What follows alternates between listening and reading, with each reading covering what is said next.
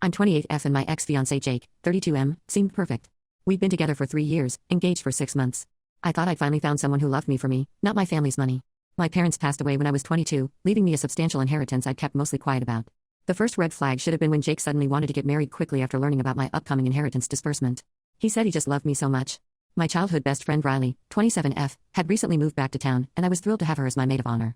Everything changed last Tuesday. Jake said he was working late. Riley canceled our dinner plans saying she wasn't feeling well. I decided to surprise them both, Jake with dinner at his office, Riley with soup at her apartment. Jake's office was dark. On a whim, I drove to Riley's. That's when I saw his car. I didn't confront them immediately. My hands were shaking so badly I couldn't even knock. Instead, I sat in my car and called my lawyer, my uncle, and my therapist. I needed proof before I did anything. The next day, I hired a private investigator. Within 48 hours, I had everything. Photos, receipts, and most damning of all, text messages between them that my pie somehow obtained through channels. They'd been together for 8 months. There were detailed discussions about my inheritance, how to access it once we were married, and even jokes about the perfect timing of my parents' death. The betrayal cut deep. Riley wasn't just any friend. After my parents died, she was the one who held me through my panic attacks. She helped me clean out their house. She chose the urn. And now this. I played it cool for 3 days while gathering more evidence. I learned that Riley had actually been the one to introduce Jake to me at that charity gala. She'd done her research on him first. This wasn't random. This wasn't impulse. This was calculated. When I finally confronted them, I did it publicly. Jake was having a work dinner with important clients. I showed up in the dress he bought me for our engagement photos. Riley was there too. She'd apparently charmed her way into joining as his +1. I stood up during the toasts. I want to thank Jake for showing me who he really is before we got married. I played a voice recording I'd made of their phone conversation the previous night, where they discussed wedding venues while making plans to access my trust fund. The restaurant went silent. Riley tried to rush out. I blocked her path and handed her printouts of their texts. I thought you should have these as a memento. Jake's boss stood up. Is this true? Apparently, Jake had been bragging about his future wealth and using my family's reputation to schmooze clients. His boss had concerns. The aftermath has been brutal.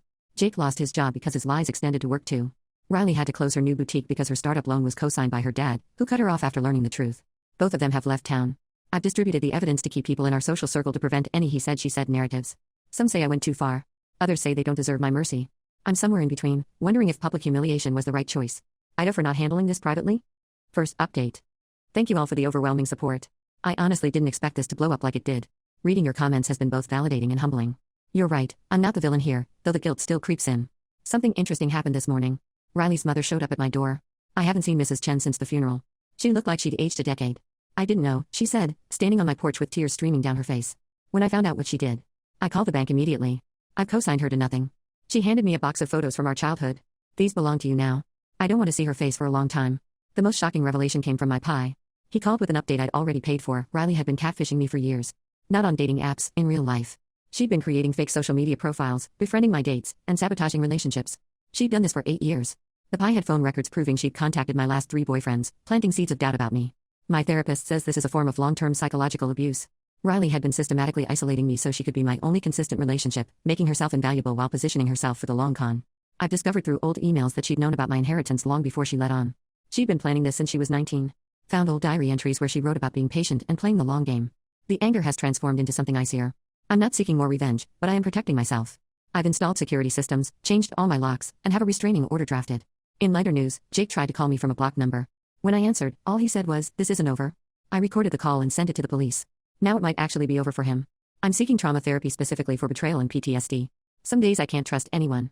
Other days I feel oddly liberated. Like I've been carrying a weight I didn't even know was there. The inheritance is safe. I've transferred it to a new trust with ironclad conditions. No one will ever touch this again but me. Thanks for helping me see that protecting myself isn't petty. It's necessary. Second update. Your messages have been a lifeline. Thank you to everyone who shared their own stories of betrayal. To the person who said revenge is a dish best served cold but sometimes hot sends a clearer message, you made me laugh for the first time in weeks. Major developments today. Jake's ex-wife contacted me. Yes, ex-wife. Another detail he forgot to mention.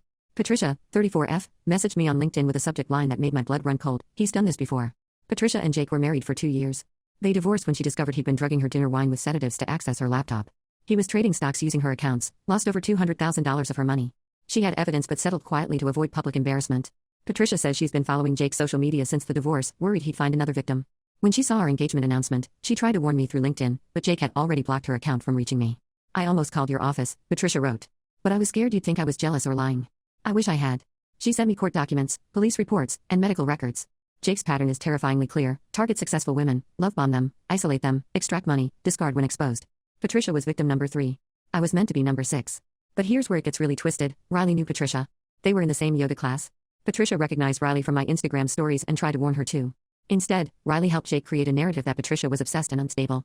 I forwarded everything to the detective handling my case. Turns out there's already an ongoing investigation into Jake for securities fraud. My evidence pushed them to action. The FBI is now involved.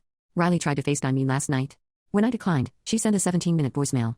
I only listened to 30 seconds before deleting it, but in that brief window, I heard something interesting, a man's voice in the background telling her what to say. I'm done playing defense. With Patricia's help, I've connected with Jake's other victims. We're building a civil case. The 3 of us who lost money are suing for damages. The 3 who escaped before financial loss are providing testimony. My therapist says this shift from victim to advocate is healthy, as long as I maintain boundaries. I'm not consumed by revenge, I'm pursuing justice. There's a difference. I've also started a blog, anonymously for now, documenting financial predators in romantic relationships.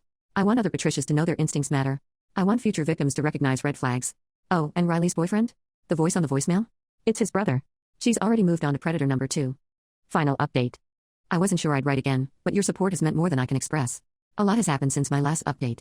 Jake was arrested 3 weeks ago. The FBI had been monitoring him longer than I realized. My case was the final piece they needed. He's facing 15 counts of fraud spanning multiple states. His bail was set at $2 million, fitting, since that's roughly what he stole across all his victims. He's currently in jail, unable to make bail. Riley was arrested too, but as an accessory. Turns out she'd been helping him launder money through her boutique. All those expensive clothes and handbags she'd been gifting me? Bought with stolen money. I've surrendered everything to the authorities as evidence. The civil case is moving forward. Patricia has become an unexpected friend. We meet for coffee every Sunday. She says watching me stand up immediately gave her the courage to demand justice too. We're both in trauma therapy, supporting each other through the process. The biggest transformation has been internal. Months ago, I wrote that last update full of rage and determination. Today, I feel something quieter but stronger. I'm not defined by what they did to me. I'm defined by how I chose to respond. I've inherited my parents' philanthropy gene. The blog has grown beyond my expectations. I've started a foundation using part of my inheritance to support victims of financial abuse in relationships. We provide free legal consultation, therapy referrals, and financial planning resources. Patricia is my co-founder. Last week, I received a handwritten note from someone I've never met. I read your blog and recognize my boyfriend's behavior. I left. He'd already convinced me to combine our bank accounts. You saved me. I cried for an hour. Jake's trial starts next month. I'll be testifying. I'm strangely calm about it. This man and my former best friend spent years systematically trying to destroy my emotional and financial stability. They failed. Not only did they fail, but their actions led me to uncover a broader pattern of abuse that's now helping others. Riley's last contact was a desperate email 3 months ago. I never wanted to hurt you. Jake manipulated me too. We were both victims. My therapist says this is classic abuser language, deflecting and seeking pity. I didn't respond. I've started dating someone new. David, 34M, works in nonprofit finance. He knows my whole story and still shows up consistently. Our third date was dinner with Patricia and her new partner. He wanted to meet the people who helped me heal. That meant more than any grand gesture could. My house is different now. I've redecorated every room. New furniture, new colors. I even got a puppy, a golden retriever named Phoenix. Cliché? Maybe. But watching something grow and trust again has been healing. The inheritance that almost destroyed me has become my greatest tool for good. My parents would be proud of this transformation. They always say success isn't about what happens to you, but what you do with what happens to you. To anyone going through something similar, trust your instincts. Document everything. You are stronger than you know. And sometimes the universe uses our greatest betrayals to point us toward our true purpose. I'm not the same person who posted here months ago. I'm better. More whole. And finally, genuinely happy. Thank you all for walking with me through this journey. You helped me find my strength when I didn't know where to look for it. Jake and Riley thought they were writing the end of my story. Instead, they just gave me a plot twist. Turns out, I was always the author.